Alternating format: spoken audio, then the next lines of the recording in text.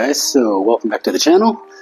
Today what we're going to be doing is we're going to be replacing this stock air cleaner with the S&S Teardrop one.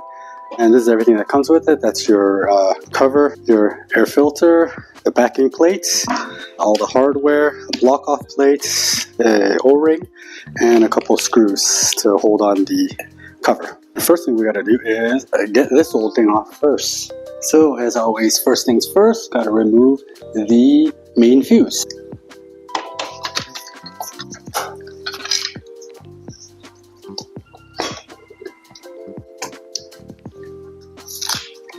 That's right here. First things first, we got to take this cover, this 114 cover off, and that's a 1/8 Allen or 1/8 hex.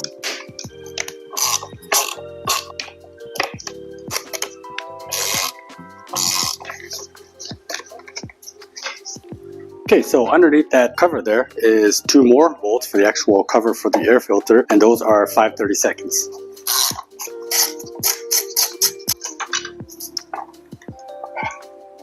Okay, then once we get that cover off, the filter should just pull right off like this. That's your stock paper filter. Sucks. And then remove the breather hoses. They just pull straight off like this. And then the next thing is to remove the backing plate with these three bolts right here, and then also the breather bolts right there. So after you get the breather hoses out, you want to get the breather bolts out, and this is a 7/16. You're going to need a deep one to pull these out.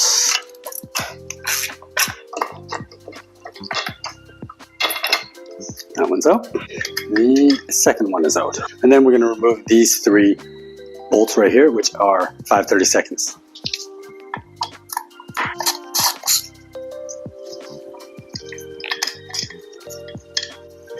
And the whole plate should just come off like that. These screws don't actually come out. They just kind of hit a little shoulder on the back of the screw here, and then it kind of just stops right there.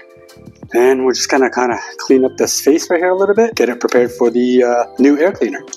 So I just got a little bit of brake cleaner on a rag here, and I'm just gonna wipe off the face of it here.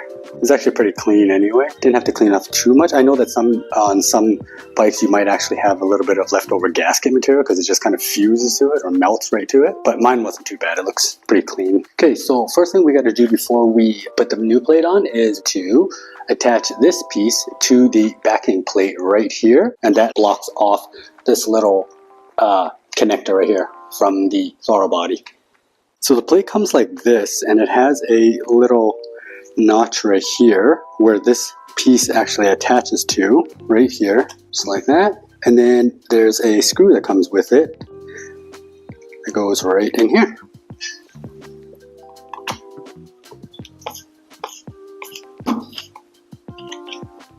There we go. And it just looks just like that.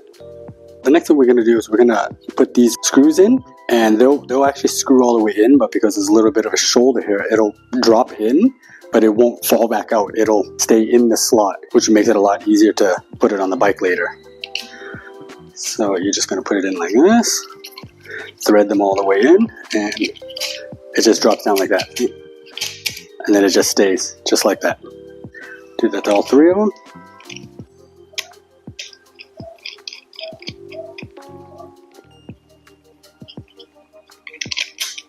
Now all three of them are in, and then we're going to get ready to put this on the bike. Next thing actually is we're going to try to get this O-ring into the slot. I'm going to hold it in with a little bit of grease here. A little bit of grease just to hold it in place. Okay, now that we got the O-ring in place, I'm going to prepare the breather bolts to go in. So each breather bolt's going to have washer. They come with 8 washers. These little, you can't see it, these little black washers here. So one on each end on one side of it, and then one on the other side of it as well. So one on that side, and then also one on this side.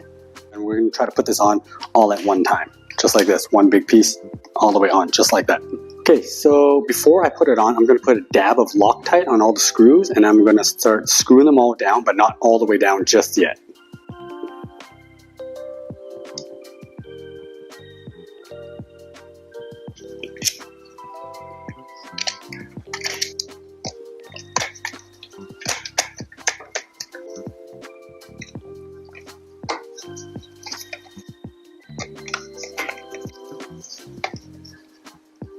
just going to tighten them all down like that, just hand tight, and then we'll come back and torque them back down after.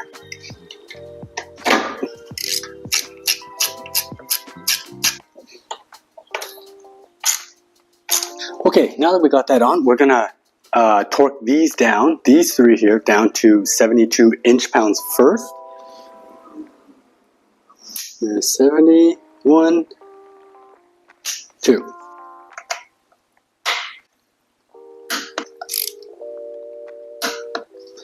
There we go.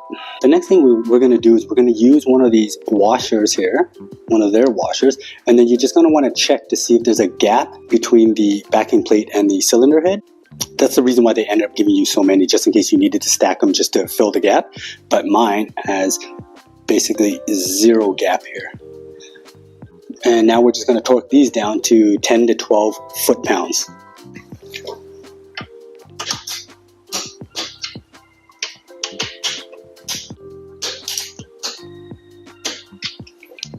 Okay, so the only thing left to do is to put the filter and the cover on.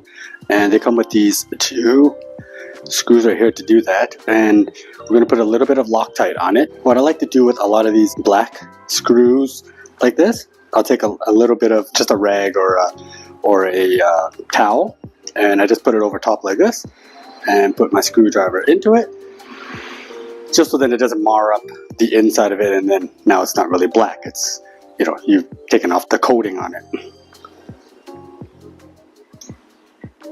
So first we're just going to put the filter on the inside of the cover, and then we're going to try to slide it on, and then just try to line up this hole with this hole right there.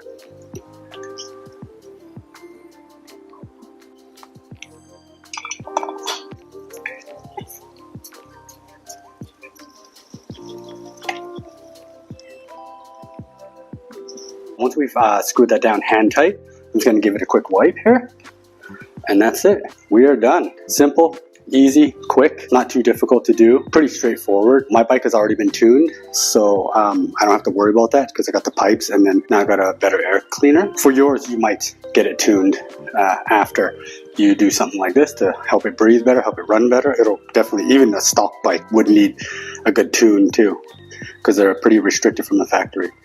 Hopefully you guys gained a little bit of something from that, maybe some insight. Yeah, if there's any questions, let me know. Take it easy. Peace.